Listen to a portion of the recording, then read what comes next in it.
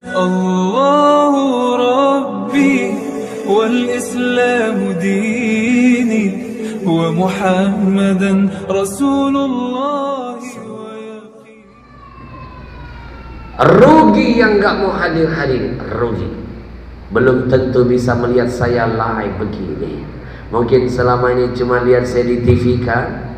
Sebenarnya saya juga sering lihat bapak ibu dari TV.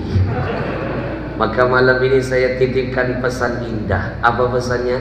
Kalau seandainya kebaikan itu bisa engkau lakukan malam ini, jangan bilang besok. Belum tentu besok umurmu dipanjangkan Allah, kebaikan bisa engkau lakukan. Kalaupun umur dipanjangkan, belum jaminan badanmu disehatkan. Jangan bilang kapan-kapan, nanti keburu di kapan. Jangan bilang nanti-nanti, nanti keburu mati. Karena kita semua pasti mati. Pasti mati. Bantu saya yang kompak. Pasti mati. Pasti mati. Pasti mati. Saya belakangan. Boleh dong. Satu hari saya dapat WA dari jamaah bertanya, Habib, siapakah orang yang cerdas menurut Nabi? Maaf, sebelum saya jawab, saya titip pesan. Saya sering dapat tema tausiah, itu justru dari pertanyaan antum para jamaah. Maka malam ini izinkan saya nitip nomor WA saya. Boleh? Kita pakai nomor ini menjadi ajang diskusi agama. Kalau ada yang mau bertanya, kirimkan WA, saya hadirkan jawabannya. Kalau ada keluarga yang sakit dan meninggal dunia, kasih WA ke saya. Siapa tahu saya sedang berada di kota yang berbeda, berhadapan dengan jamaah yang banyak, saya akan ajak mereka ikut mendoakan. Kita nggak tahu dari mulut siapa amin akan dikabulkan Allah. Bujur? Silakan catat nomornya. Besok saya pulang ke Jakarta, jarak kita jauh, hati kita insya Allah selalu dekat. Silakan catat nomornya. Mau nomor handphone apa nomor rekening? Tapi kalau sudah saya kasih nomor handphone, langsung ketik WA, kirimkan. Habib, kami warga Asam-Asam. Sebutkan Kalsel. Karena Kalsel ini selalu ada di hati saya. Saya sudah keliling Indonesia, Pak. Belum ada saya menemukan seperti Kalsel. Saya sudah keliling lebih dari 15 negara, belum pernah saya temukan seperti Kalsel. Karena Kalsel ini ada keunikan dan keanehan. Di mana-mana di seluruh dunia ini, di dalam negara baru ada provinsinya. Tapi hanya ada satu tempat di dunia ini, Kalsel namanya. Di dalam provinsinya malah ada negaranya. Bujur benar? Di mana-mana di seluruh negara ini, di dunia ini, di dalam negara baru ada provinsi. Tapi di Kalsel, di dalam provinsi ada negaranya. Dan bukan cuma satu negara, banyak negara-negara lain ternyata di dalamnya. Mulai dari negara Arab sampai Eropa. Saya dibawa Haji Nursyidi. Habib, besok kami bawa Habib pergi ke Sudan. Saya membayangkan negara Arab. Begitu sampai ternyata sungai Danau tadi. Saya dibawa Haji Yudi. Pergi kemana? Tarim. Saya membayangkan daerah datuk saya di Arab. Ternyata Tarim Tanjung Rema. Saya dibawa mereka ke Eropa. Namanya Kanada. Ternyata kandangan dalam. Saya dibawa oleh mereka jauh ke arah Eropa. Namanya Amsterdam. Ternyata amuntai masuk dalam. Inilah Kalsel kita. Alhamdulillah. Silakan catat nomornya. Kalau sudah catat nomornya, hanya boleh WA yo. No miss call, apalagi video call. Karena seringkali jam 3 subuh nenek-nenek ngajak video call. Enak di nenek, nggak enak di saya. Silakan catat 0852 1717 3838 0852 17 17 3838 0852 17 17 3838. Bapak Ibu, saya dapat WA dari jamaah.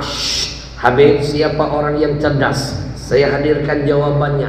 Orang yang cerdas bukan orang yang menunggu datang mati, bukan. Apalagi sedikit-sedikit nekat bunuh diri, mau mati, putus cinta, patah hati, minum racun baygon, minum racun tikus, bungul.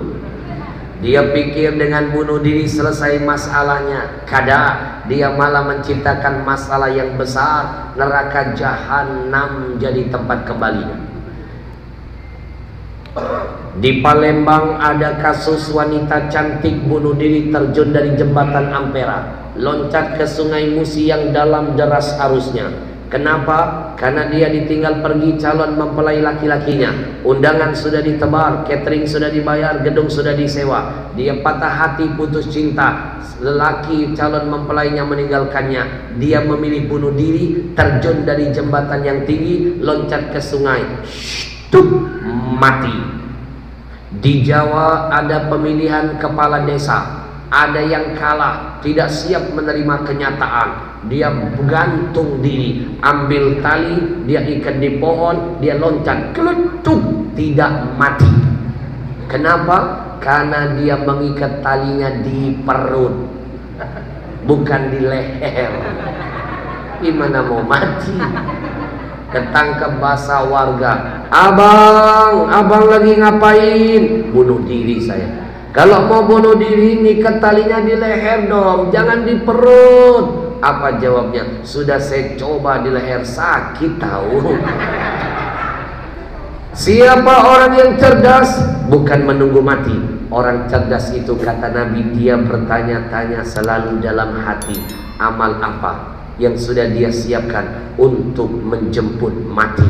Karena setelah hidup ada mati, setelah dunia ada alam akhirat. Wal tanzur nafsum ma qaddamat lighad. Kata Allah, tanya dirimu amal apa untuk hari esokmu. Bapak Ibu, Nabi ingatkan kita, nanti ketika kita mati ada 3 yang mengiring jenazah kita. 1 harta, 2 keluarga, 3 amal. Ketika jasad masuk dalam kubur, ada 2 yang meninggalkan kita. 1 harta, 2 keluarga. Padahal ketika kita masih hidup, siang malam mencari harta, siang malam kita bahagiakan keluarga. Yang kita cari harta, yang kita bahagiakan keluarga. Ternyata begitu kita masuk kubur, mereka semua tidak setia, mereka meninggalkan kita. Siapa sebenarnya hartamu? Siapa sebenarnya keluargamu? Fayabqa wahidun, hanya amal-amal solehmu saja. Bahkan tidak sedikit anak muda zaman sekarang sudah tidak punya adab, tidak punya akhlak, sudah tidak hormat dengan yang lebih tua. Anak-anak zaman saya masih seusia kalian, kalau ada orang tua menegur, jangankan kami membantah, ngangkat wajah saja kami nggak berani memandang wajah yang lebih tua, takut kualat. Bahasa Jawanya pamali, bahasa sininya katulangan. Salah ya? Yang betul apa? Ketulahan. Oh, tadi saya ngomong apa? Ketulahan. Yang ceramah siapa? Mulut-mulut siapa? Masalah belum? Zaman dulu kita masih ada takut dengan istilah ketulahan. Bujur. Anak zaman sekarang gak takut yang namanya kualat, gak takut lagi yang namanya ketulahan. Bahkan neraka pun mereka tidak takuti. Masih ingat kasus ada nenek lampir, artis yang suka bikin gaduh itu? Masih ingat? Dengan bangga bikin live, dia sangat senang rasanya kalau masuk ke neraka. Asyik bisa ketemu artis dunia. Bungul-bungul loh. Neraka dijadiin mainan. Seorang manusia yang paling mulia seperti Rasul sudah pasti masuk surga. Pasti orang pertama yang masuk ke dalam surga. Pintu surga tidak akan terbuka kecuali mendengar ketokan tangan Rasulullah. Sehebat Nabi saja yang dosa masa lalu dan akan datang dihapuskan, Nabi nggak bosan-bosan memohon kepada Allah berlindung dari azab api neraka. Ini Nabi bukan, malaikat jauh, iblis mirip. Walau bajaru. Bujur. Neraka dijadiin mainan. Anak-anak tahu nggak neraka yang paling ringan ya? Kalau ibarat hotel kelas superior paling murah, itu kalau seandainya dalam riwayat diizinkan Allah keluar satu detik saja sebesar atom uapnya belum arangnya keluar ke bumi, masuk lagi, maka demi Allah dunia beserta 7 lapis langit terbakar tanpa sisa. Itu baru uapnya. Gimana arangnya? Gimana ini baru neraka paling ringan? Gimana yang kayak jahanam? Na'udzubillah min. Anak zaman sekarang sudah nggak takut-takut dengan yang lebih tua. Bahkan tidak sedikit Bapak Ibu, ada kejadian yang pernah viral di Indonesia ini.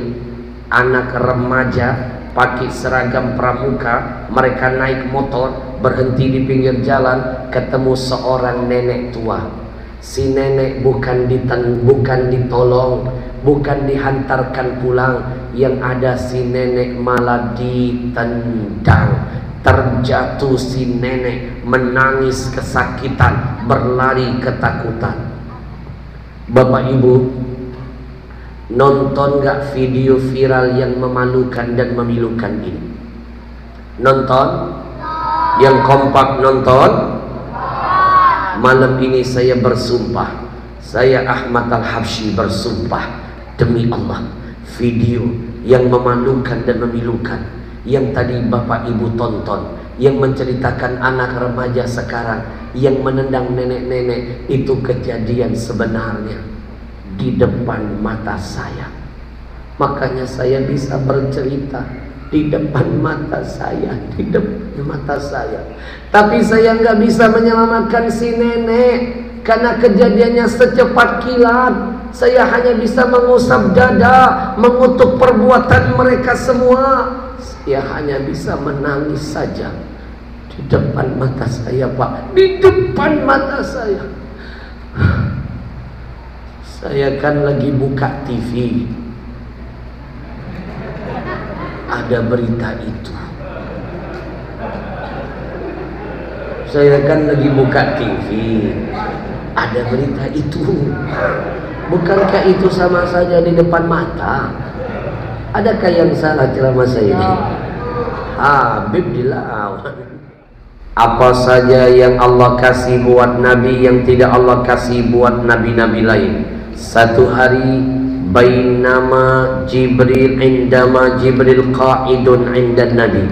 Dalam hadis riwayat Muslim pernah diceritakan, suatu hari Jibril duduk dengan Nabi.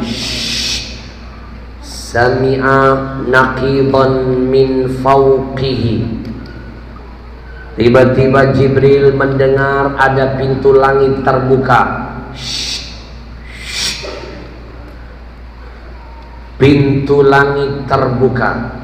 Kata Jibril, ya Muhammad, ini pintu langit sedang terbuka. Pintu itu sejak pertama diciptakan Allah nggak pernah dibuka-buka, baru hari ini Muhammad. Tiba-tiba turun salah seorang malaikat dari pintu itu, menghadap Nabi. Kata Jibril, wahai Muhammad, malaikat ini dari awal dia diciptakan gak pernah turun ke bumi, baru kali ini turun. Ayo bayangkan, pintunya gak pernah dibuka kecuali hari itu. Malaikatnya nggak pernah turun kecuali saat itu.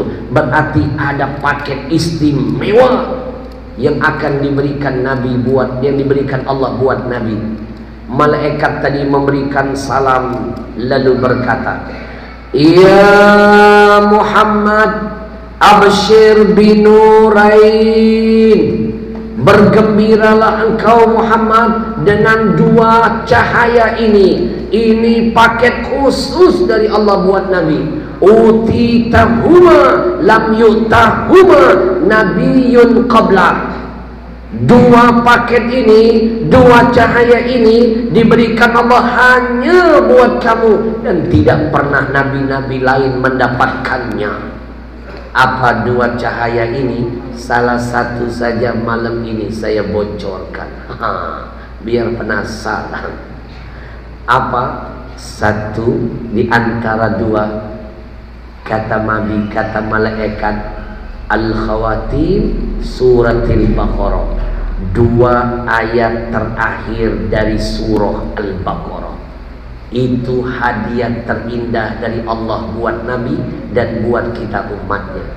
Habib, apa dahsyatnya 2 paket ini buat Nabi dan buat kita umatnya. Malaikat menyampaikan pesan dari Allah, lan taqra'a biharfin min huma illa utitahu. Tidaklah dibaca 2 paket ini kecuali Allah kabulkan hajatnya. Jangankan semuanya, 1 hurufnya saja saking dahsyatnya bisa membuat hajat doa diijabahkan. 1 surah Al-Fatihah, 2 adalah penghujung Al-Baqarah, 2 ayat terakhirnya. Apa bunyi ayatnya? Amanar rasulu bima unzila ilaihi min rabbih. Ayat kedua, la yukallifullahu nafsan illa. Malam ini saya ajak Bapak Ibu kita baca sama-sama. Siap? Ada 2 keuntungan kalau ngaji bareng-bareng. 1, berkahnya berlimpah. 2, kalau ngaji sebareng-bareng tidak akan ketahuan teman sebelah kita nggak hafal ayatnya. Paling tidak dengan gaya begini, aman insyaallah. Habib, kalau malam ini kami ikut Habib baca 2 ayat terakhir dari surah Al-Baqarah, kami dapat apa? Itulah sifat kita. Kalau beramal nanya dapat apa? Sekarang saya hadiahkan amalan ini. Hari ini kado maulidan buat antum semuanya. Saya namakan amalan ini amalan anti bokeh, amalan anti kadak beduit, amalan anti kanker kantong kering. Demi Allah, ini amalan saya pribadi. Sejak corona datang sampai detik ini, orang kewalahan, kesusahan, saya malah ketiban berkah. Kenapa? Saya nggak bergantung dengan manusia, saya bergantung kepada yang punya manusia. Sejak saya ngamalan ini, rezeki mengalir seperti air. Saya ijazahkan amalan ini buat antum semua. Saya nggak mau ngajarin apapun yang belum saya amalkan dan belum saya buktikan. Saya percaya dengan janji Nabi. Di hadis yang lain Nabi bersabda, "Man qara'a bil ayataini min akhiri suratil Baqarah fi lailatin kafatahu."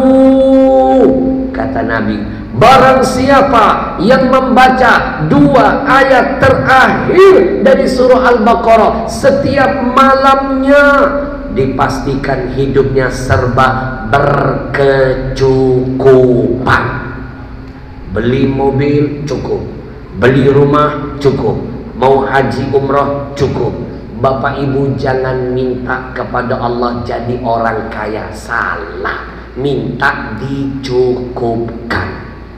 Banyak orang kaya di negeri ini, uangnya ratusan miliar, triliunan, tapi masih mau merampas tanah orang. Tuh kasusnya di Rempang, yang merampas Rempong. Kurang kaya apa yang di belakang ini semua? Triliunan uangnya, tapi masih merasa kurang. milik orang mau dirampas, berarti dia miskin nilainya di hadapan Allah. Air laut disuruh minum akan tetap terasa haus, tidak bisa menghilangkan dahaganya. Bapak Ibu mau tahu siapa yang kaya sebenarnya? Yang punya qanaah, merasa cukup dengan apa yang ada. Kalau sudah dicukupkan, mata tidak akan pernah bisa melihat kebahagiaan orang dengan kedengkian. Kalau sudah merasa qanaah, tidak syirik, dengki, iri, lihat kebahagiaan orang lain. Bujur. Jadi jangan minta jadi orang kaya, mintalah jadi orang yang dicukupkan segala-galanya. Kita baca yuk amalan ini, kita bertawasul, mudah-mudahan dengan kedahsyatan amalan-amalan ini, yang punya hutang Allah lunasi hutangnya. Kenceng kayaknya, jangan-jangan masih panjang kreditnya. Bapak Ibu, sebelum saya amalkan amalan ini, hidup saya selalu ada hutang. Walaupun hutangnya dengan bank syariah, rumah kredit, mobil kredit, tapi begitu saya amalkan ini sejak awal Covid, subhanallah, rezeki berlimpah, saya bisa melunasi semuanya. Tenang, tidak ada hutang. Mau beli apapun sekarang bisa cash. Allah kasih keberkahan. Antum amalkan kalau nggak percaya, luar biasa. Kita baca sama-sama yuk, karena sampai detik ini saya masih mengamalkan ini. Semuanya kita baca sama-sama. A'udzu billahi minasyaitonir rajim. Amana ar-rasulu bima unzila ilaihi min rabbih kullun amana billah wa malaikatihi wa kutubihi wa rusulihi la nufarriqu baina ahadin min rusulihi wa qalu sami'na wa ata'na ghufranaka rabbana wa ilaikal masir. La yukallifullahu nafsan illa laha ma kasabat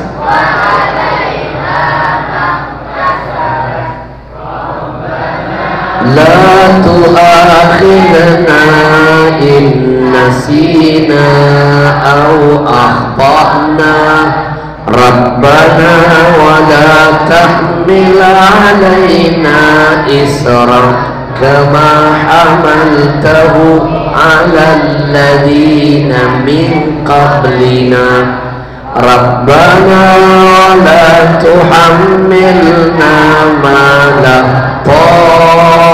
taqata lana bi. Semuanya wa'fu anna waghfir lana warhamna wa'fu anna waghfir lana warhamna wa'fu anna waghfir lana warhamna anta maulana fansurna ala qaumil kafirin. Wa ma nawa fi qulubina wa ma nawa fi qulubikum. Al-Fatihah.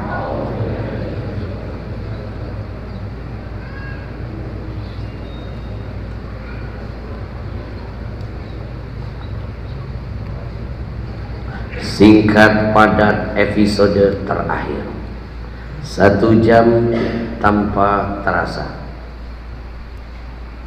Terasa tidak? Yang kompak terasa tidak? Saya yang merasakannya. Ini saya sebenarnya kondisinya tidak sehat malam ini. Ini ngomong sambil keringat dingin, suara saya hilang. Makanya saya dari tadi doping minum air hangat-hangat demi untuk bisa tampil di hadapan antum. Malam ini kita relakan bergadang demi Rasulullah. Kalau Rasul pernah bergadang untuk kita, kita siap bergadang mikirin Rasulullah. Siap?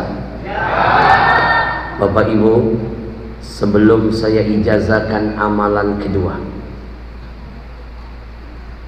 Saya boleh minum dulu? Boleh? Setelah ini akan saya ijazahkan amalan doa ruqyah terdahsyat dari Nabi Muhammad. Dulu ada salah seorang sahabat badannya sakit, datang menghadap Nabi. Ya Rasul, badanku sakit semuanya. Kata Nabi, Ba'iyadaka alalladzi ta'allam fi jasadika. Letakkan tanganmu di tempat yang kau rasakan sakit pada tubuhmu. Nabi suruh dia tekin ya, tekan, pegang tempatnya. Nabi tuntun dengan zikir hebat ini, seketika penyakitnya disembuhkan Allah. Saya seringkali mempraktekkan ini. Ketika sakit gigi, lubangnya kambuh, saya tekan, saya baca sembuh. Ketika saya sakit pinggang, saya pegang tempatnya yang terasa sakit, saya zikirkan sembuh. Malam ini saya hadiahkan buat antum. Kalau ada yang sakit kepala, nanti saya tuntun zikirnya, pegang kepalanya. Jangan pegang kepala orang, bahaya. Yang sakit gigi pegang giginya, yang sakit hati pegang apanya. Yang sakit pinggang pegang pinggangnya. Yang gak ada penyakit sambil zikir usap semua anggota tubuhnya. Ada yang lucu loh, kemarin ada jamaah ikut zikir, dia pegang dompetnya. Nanti saya ijazahkan zikirnya apa. Tapi sebelumnya boleh minum dulu. Anak-anak bocah, lihat ke saya, ada ilmu yang ingin saya khususkan buat kalian. Maaf, bicara maulid Nabi bukan cuma bicara kelahiran, tapi bicara semua hal ihwal tentang Nabi. Boleh Nabi melek mata sampai tutup mata. Jangan mimpi engkau bisa mengamalkan sunnah yang besar kalau sunnah yang kecil kau lupakan. Mulailah dari yang kecil, baru yang besar. Apa yang kecil? Ikuti gaya minum nabimu. Mimpi mau ngikut gaya makannya, gaya jalannya, gaya tidurnya, gaya pakaiannya, gaya minum gak pernah bisa diikuti. Mulailah dari yang kecil, karena kita lebih banyak minum daripada makan. Anak-anak, lihat ke depan, begini gaya nabimu minum. Lihat ke depan. Bismillahirrahmanirrahim. Nabi kalau minum baca basmalah.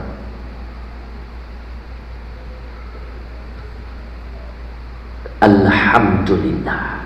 Setelah neguk air, Nabi ucapkan hamdalah. Faham sayang? Biar kalian makin faham, saya siap contohkan ulang. Ini teknik biar gak kelihatan hausnya. Nabi kalau minum yang kedua selalu 3 kali tegukan. Mana dalilnya? Karena Nabi yatanafas fi syurbi salasan. Nabi kalau minum 3 kali tegukan, 3 kali ngasih jeda nafas. Ternyata di barat diselidiki, yang minum gaya Nabi Muhammad panjang umurnya, sehat badannya, kuat fisiknya, tidak mudah kena penyakit, lebih lega. Demi Allah, apapun yang dicontohkan Nabi pasti jadi sunnah dan pasti ada hikmah tersembunyi. Saya nggak pernah menemukan satu hadis pun Nabi minum kayak begini bocah. Kuduk. Itu gaya Fir'aun. Maka jangan lupa 3 kali tegukan. Saya contohkan. Coba lihat minum gaya Habib Umar bin Hafiz. Masya Allah. 3 kali tegukan. Bismillahirrahmanirrahim. Alhamdulillah. Nabi lega. Tegukan kedua. Bismillahirrahmanirrahim.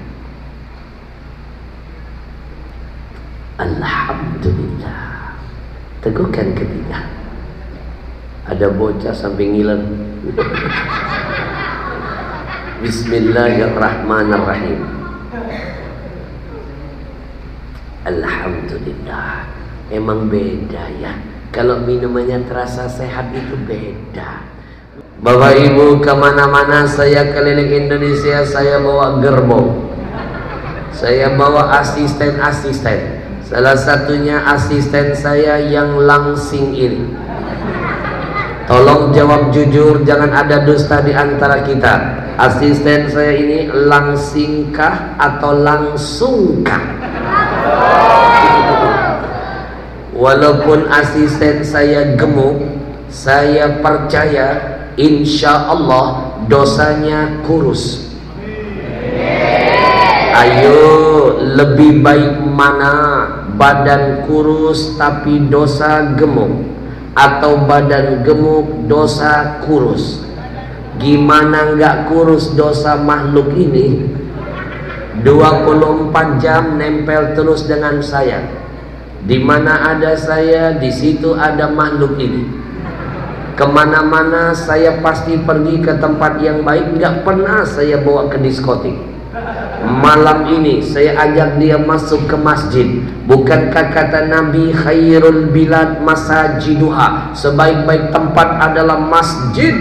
Wa asyarruha aswaquha, seburuk-buruk tempat adalah pasar. Tiap hari saya kenalkan dengan orang yang baik. Tiap hari ikut melakukan kebaikan. Bukankah janji Allah, innal hasanat yudhibnas sayyiat, kebaikan itulah yang akan mudah menghapus semua keburukan. Bapak Ibu, sebanyak apapun dosamu, cara menghapuskannya gampang. 1. Duduk di tempat yang baik. 2. Banyakin teman-teman yang baik. 3. Sering-sering berbuat kebaikan, karena yang baik-baik menghapus yang buruk-buruk. Alhamdulillah. Ayo, saya kemana-mana selalu bawa asisten. Tiket saya saja mahal, apalagi tiket model begini. Kalau naik pesawat biayanya diminta 2 kursi ayahanda. Kadang-kadang saya suka kasihan lihat nasib asisten saya ini. Kayak kemarin saya dari Jakarta tujuan pergi ke Makassar. Dari Jakarta Makassar kami naik pesawat besar.